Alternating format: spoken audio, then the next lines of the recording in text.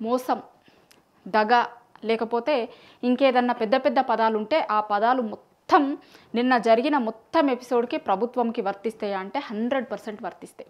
అసలు బీసీలను ఎట్లా మోసం చేయొచ్చు అనేది మళ్ళొక్కసారి కాంగ్రెస్ పార్టీ నిరూపించింది.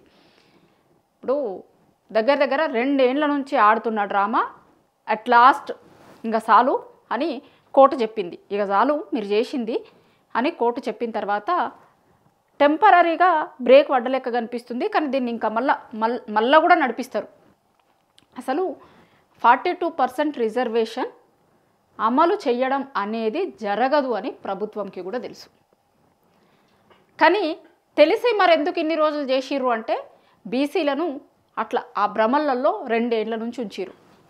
ఇంకా మళ్ళీ ఆ మాత్రం దానికి మేమేదో 42% రిజర్వేషన్ అమలు చేస్తాము అంటే వాళ్ళు ఏదో కానిస్తలేరు, లేకపోతే మొత్తం మంత్రులందరూ ప్రభుత్వం మొత్తం దీంట్లో కాన్సన్ట్రేట్ చేస్తుంది, మేము మొత్తం ఉన్నాం ఈయనే కోర్టు ముందు ఉండి. ఇప్పుడు ఎక్కడైనా సరే మనం వినిపించే వాదనలలో లేకపోతే మనం చేసే చట్టంలో బలం ఉండాలి. కానీ ఆ కోర్టు ముందుకు పోయి మొత్తం మేము మంత్రుల్ని పంపించినాం, లేకపోతే మా కాంగ్రెస్ పార్టీ నాయకుల్ని పంపించినాం, ఎప్పటికప్పుడు చూస్తున్నాం, మొత్తం దీన్ని అబ్జర్వ్ చేస్తున్నాము అని అంటే కాదు, అది కాదు చేయాల్సింది. అసలు ఇవేవి కాదు. ఫస్ట్ ప్రభుత్వానికి చిత్తశుద్ధి ఉండాలి. 42% రిజర్వేషన్ లోకల్ బాడీ ఎన్నికలలో బీసీలకి ఇవ్వాలి అనేది చిత్తశుద్ధి ఉండాలి.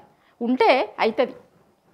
ఇప్పుడు మేము ఎట్టి పరిస్థితుల్లో చేస్తాము అన్నారు కదా, మరి ఎట్లా చేస్తారో ఇప్పుడు కూడా చెప్పాలి కదా. అసలు కోర్టులో ఇది నిలబడదు, జీవో కొట్టుకుపోతుంది ఫస్ట్ నుంచి చెప్తారు. బీసీల కోసం, బీసీల హక్కుల కోసం పనిచేస్తున్న వాళ్ళు డే 1 నుంచి చెప్తారు. మీరు ఏ రోజైతే ఈ మొత్తం స్టార్ట్ చేసిరో ఆ రోజు నుంచి చెప్తారు. ఫస్ట్ ఏం చెప్పింది కాంగ్రెస్ పార్టీ? కామారెడ్డిలో బీసీ డిక్లరేషన్ ఇచ్చింది, లోకల్ బాడీ ఎన్నికలలో బీసీలకు 42% రిజర్వేషన్ ఇస్తాము అని. అయితే వాళ్ళు అధికారంలోకి వచ్చిర్రు. ఇప్పుడు 2 ఏళ్ళు అవుతుంది. 2 ఏళ్ల నుంచి రోజుకొక డ్రామా బీసీ రిజర్వేషన్ మీద. ఖచ్చితంగా డ్రామానే అని అనాలి. ఎందుకంటే అంతా తెలుసు ప్రభుత్వంకు. డే 1 రోజు వీళ్ళు స్టార్ట్ చేసిన రోజు దగ్గర నుంచి నిన్న కోర్టులో ఏం జరుగుతుందో వరకు మొత్తం గవర్నమెంట్కి ఫుల్ క్లారిటీ ఉంది. ఫుల్ క్లారిటీ ఉండి కూడా బయటకి మాత్రం వేరే అసలు మొత్తం అయిపోతుంది, 42% రిజర్వేషన్లు మేము బీసీలకు ఇచ్చేసినాం, ఇక మొత్తం బీసీలు అయిపోయారు అన్న లెక్క చేసిరు. అందరికీ తెలుసు. ఇప్పుడు వాళ్ళ ఎమ్మెల్సీలు, ఇప్పుడు తిన్మార్ మల్లన్న లాంటి వాళ్ళ ఎమ్మెల్సీ ఇదే విషయంలో కదా డిఫర్ అయి బయటకు వచ్చింది. అసలు కానే కాదు, ఎట్లా జరుగుతుంది, జరగదని చెప్పిండు ఆయన. వీళ్ళు చేసిన కులగణన మొత్తం 4 గీసుకుంటాను కూడా పనికిరాదు అన్నాడు. అసలు వీళ్ళు చేసిన కులగణన బీసీల సంఖ్యను తగ్గించి చూపించిర్రు, ప్లస్ 42% రిజర్వేషన్ అనేది ఇంపాసిబుల్ అని చెప్పిండు ఆయన. డే 1 నుంచి చెప్తుండే ఆయన. కాంగ్రెస్ పార్టీలోనే ఎమ్మెల్సీ ఆయన, కాంగ్రెస్ పార్టీలోనే ఉండే. కులగణన చేసినాము అన్నారు. దాని తర్వాత 42% రిజర్వేషన్ మొత్తం మేము ఇచ్చేసినాము అన్న లెక్క మాట్లాడారు. గవర్నర్కి పంపారు. ఫైల్ ఏమైంది? గవర్నర్ అసలు దీని మీద ఏం చేయాలి, సుప్రీంకోర్టు గైడ్ లైన్ ఉంది ఇదివరకు 50% మించొద్దు రిజర్వేషన్లని అని రాష్ట్రపతికి పంపారు. ఏం తేలలే, అట్లనే ఉంది. అది అట్లనే ఉండంగా మళ్ళీ ఏం చేసింది ప్రభుత్వం? ఆర్డినెన్స్ తీసుకొని వచ్చింది. అసలు ఆర్డినెన్స్లతోని రిజర్వేషన్లు అవుతాయి అనేది గంత ఈజీ మెథడ్ అయితే అన్ని రాష్ట్రాలు చేసుకోకపోతుండేనా? వేరే రాష్ట్రాలకు లేనిది, లేకపోతే వేరే రాజకీయ నాయకులకు లేనిది మనకొక్కరికే, మన రాజకీయ నాయకుడికే, లేకపోతే మన సీఎం గారికే కొత్తగా తెలిసినది ఇది ఏదో అన్న లెక్క ఆర్డినెన్స్ తీసుకొని వచ్చి మొత్తం ఊదరగొట్టిర్రు. ఇక ఎట్లా అంటే మొత్తం ఆర్డినెన్స్ ఇచ్చిన రోజు అయితే శాల్వాలు కప్పుకున్నారు, సన్మానాలు చేసుకున్నారు. ఎందుకు చేసుకున్నారు? నిన్న హైకోర్టు తీర్పు వచ్చిన తర్వాత మరి శాల్వాలు కప్పుకున్న వాళ్ళు, సన్మానాలు చేసుకున్న వాళ్ళు ఎందుకు చేసుకున్నారో ఒకసారి చెప్పాలి. అది చేసుకున్నారు.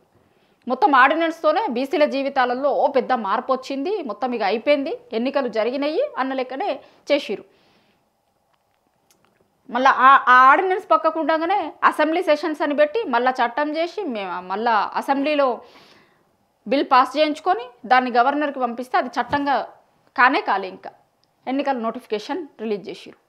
ఇంకా మళ్ళీ మీది నుంచి దీని నుంచి ఎవరో కోర్టుల కేసు వేసినట్టు, ఆ కేసు కోసం ఎవరో కోర్టుల కేసు వేసిర్రు, ఆ కేసు కోసం ప్రభుత్వం అసలు మొత్తం పెద్ద పెద్ద లాయర్లను తీసుకొచ్చింది, వాదిస్తుంది. ఎంత పెద్ద లాయర్లను తీసుకొచ్చినా ఏం చేసినా ఈ కేసు నిలబడదు. ఇది అసలు 42% రిజర్వేషన్ అమలు కాదు అనేది వాళ్ళకు కూడా తెలుసు. ఇంకా మళ్ళీ దీనికి హైకోర్టులో ఉండగా మళ్ళీ సీఎం గారు రివ్యూ చేసి ఏమంటారు, అసలు ఏం దాకైతే అందాక పోదాం, కావాలంటే సుప్రీంకోర్టు రాక కూడా పోతాం, మనం తగ్గేది లేదన్న లెక్క బిల్డప్ ఇచ్చారు. అసలు అన్నింటికంటే ముందు ఫస్ట్ కేంద్రం చెయ్యకపోతే ఇది అవుతుంది 42% రిజర్వేషన్లు ఇయ్యొస్తుంది అనేది ఇయ్యొస్తుందా? తెలియదా మీకు? తెలుసు కదా. తెలుసు కూడా ఎందుకు మోసం చేసినట్టు. దీనికి 2 ఏళ్ల నుంచి మోసం. లోకల్ బాడీ ఎన్నికల నోటిఫికేషన్ కూడా రిలీజ్ చేసిర్రు. ఆ రోజే చెప్పారు, చాలామంది చెప్పారు, బీసీల కోసం పనిచేస్తున్న వాళ్ళు చాలామంది ఏమన్నారంటే ఆ రోజే మీరు ఎట్టి పరిస్థితుల్లో ఎన్నికలు జరుగుతాయి అన్న లెక్క ఖర్చు పెట్టుకోకుర్రి, చెయ్యకుర్రి. ఒకవేళ ఎన్నికలు జరిగినా సరే కోర్టు తీర్పు వచ్చిన తర్వాత ఇవన్నీ క్యాన్సిల్ అవుతాయి, ఎట్టి పరిస్థితుల్లో నిలబడేటివి కాదు, ఇవి క్యాన్సిల్ అవుతాయి అని ఆ రోజు నుంచి బీసీల పట్ల పనిచేసిన చాలామంది మాట్లాడారు. ఏమైంది ఇప్పుడు? వాళ్ళు చెప్పిందే అయింది. ఇక ఈ మాత్రం దానికి మేము పెద్ద పెద్ద లాయర్లను తీసుకొని వచ్చినాము, లేకపోతే మా మంత్రుల్ని మొత్తం పరేడ్ చేయించినాము, కోర్టు ముందు ఇది చేసినాము అది చేసినాము అన్న లెక్క. ఆ లాస్ట్ మినిట్లో కూడా అది జరగదని తెలిసి కూడా, జరగదు కాదు అని తెలిసి కూడా ముందు రోజు రివ్యూలు, మంత్రులు బోవుళ్ళు, ఆడ మాట్లాడుళ్ళు. ఏమైంది? ఇవంతా చేసుడు కాదు కదా. పరిష్కారం ఏమైంది? అసలు సొల్యూషన్ ఏమొచ్చింది? నిజంగా ఇచ్చిర్రా మీరు 42% రిజర్వేషన్? ఇప్పుడు ఏమైంది? కోర్టు స్టే ఇచ్చింది, లోకల్ బాడీ ఎన్నికలు లేవు. నిజానికి అసలు ప్రభుత్వంకి లోకల్ బాడీ ఎన్నికలు పెట్టే ఉద్దేశమే లేదు. చూసినాం కదా మనం ఎట్లా తిడుతున్నారు ఊర్లల్లో. యూరియా కోసం మొత్తం ఊర్లల్లో తిరగబడుతున్నారు. మళ్ళీ ఒక్కసారి మా దగ్గరికి రారి ఎన్నికల కోసం అని, అప్పుడు చెప్తాం మా సంగతి అని చెప్పారు. దాని తర్వాత ఏమైంది? మొన్న బతుకమ్మ పండుగకు కనీసం చీరలు ఇయ్యలేదు అని ఎట్లా పడితే అట్లా ఆడోళ్ళందరూ ఎట్లా మాట్లాడిరో చూసినాం మనం. మొత్తం అందరికీ కాదు, మేము ఏదో గ్రూపులలో ఉన్నోళ్ళకి ఇస్తాము అన్నారు. గ్రూపులలో ఉన్నోళ్ళకి లేదు, ఇంకొకరికి లేదు. ఆ మాత్రం దానికి మళ్ళీ ఏదో మేము చీరల పేర్లు మారుస్తాం, బతుకమ్మ చీరలు కాదు ఇందిరమ్మ చీరలు అన్నారు. ఇందిరమ్మ చీరలు లేవు, బతుకమ్మ చీరలు లేవు, ఏవీ లేవు. వాళ్ళందరూ కూడా నిన్నగాక మొన్న బతుకమ్మ పండగకి చీరలు వస్తుండే, మీరు చీరలు ఇయ్యలేదు అని ఆడోళ్ళందరూ కూడా చెప్పారు. అసలు ఏ ఒక్క పథకం అమలు చేసింది లేదు వీళ్ళు ఈరోజు వరకు. లోకల్ బాడీ ఎన్నికలని కనుక పెడితే ఎట్లాంటి రిజల్ట్ వస్తుందో కాంగ్రెస్ పార్టీకి తెలుసు. వాళ్ళు పెట్టడానికి రెడీగా లేరు. ఆ పెట్టడానికి రెడీగా లేక దాన్ని తప్పించుకోవడానికి వాళ్ళకి కనిపించిన ఉపాయము బీసీ రిజర్వేషన్. దీన్ని ముందేసుకొని ఇది చేస్తాము అంటే మేమేదో బీసీలకు చేస్తాము అన్న లెక్క చెప్తాము, కానీ లోకల్ బాడీ ఎన్నికలకు పోకుండా ఉండడానికి దీన్ని ఒక సాకుగా చూపించినట్టు అవుతుంది అని ఇంత పెద్ద స్కెచ్ చేసి దీన్ని ముందుకు తీసుకొని వచ్చి చూపించి, ఇక కోర్టు స్టే ఇచ్చింది కదా ఏం చేయగలుగుతాం, లేకపోతే సుప్రీంకోర్టుకు పోతాం. ప్రభుత్వంకి ముందే తెలుసు ఎన్నికలు జరిగాయని తెలుసు, అసలు ఈ 42% రిజర్వేషన్ కాదని తెలుసు, నిన్న కోర్టులో ఈ కేసు నిలబడదు అని తెలుసు, ఏమీ జరగదు అని తెలుసు. అసలు బీసీలకు రిజర్వేషన్లు ఇచ్చుడు కానే కాదు, వీళ్ళతోని అవనే అవ్వదు. స్టేట్ గవర్నమెంట్తోని బీసీలకి 42% రిజర్వేషన్లు ఇవ్వడం అనేది జరగదు తెలుసు.